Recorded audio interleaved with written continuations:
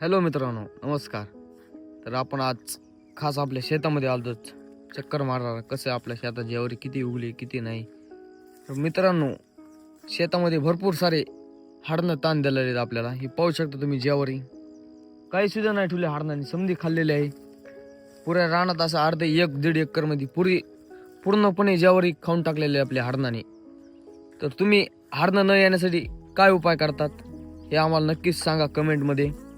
आम्ही पण ते उपाय करून पाहू, हारणं येतात का नाही रानामध्ये आमच्या. तर मित्रांनो, आमची पुरी ज्वारी खाऊन टाकली. हे पाहू शकता पाठीमागे किती रान आहे, तुम्हाला दिसते ते पडक. एवढ्या पट्ट्यामधली अख्खी ज्वारी खाऊन टाकलेलं आहे हरणाने. त्यासाठी आम्ही अशी ही जाळी लावलेली. मित्रांनो, हे बघू शकता तुम्ही, पूर्णपणे हरणाने डुकरांनी पुरी ज्वारी खाऊन टाकली आमची. असंच आम्हाला भरपूर सारा ताण देतात हरणं डुकरं वगैरे. तुमच्या इकडे येतात का डुकरं हरणं? आम्हाला नक्कीच सांगा कमेंटमध्ये. पाहू शकता आमची ज्वारी आताची थोडी जाळी लावल्यापासून काय हाडणं आलेलं नाहीत आमच्या शेतामध्ये. त्यामुळे आम्ही पूर्णपणे आमच्या शेतामध्ये जाळी लावलेलं आहे. 3 एकर मध्ये पूर्ण जाळीने पॅक केलेलं आहे आमचं शेत. आमच्या रानामध्ये काय पाणी बिणी द्यायला विहीर काय नाही, त्याच्यामुळे आम्हाला असंच करायला लागते. त्यासाठी तुमच्या इकडे जर येत असतील हाडणं, तुम्ही काय उपाय करतात हे आम्हाला नक्कीच कमेंटमध्ये कळवा. हे पाहू शकता आपली ज्वारी कशी आहे.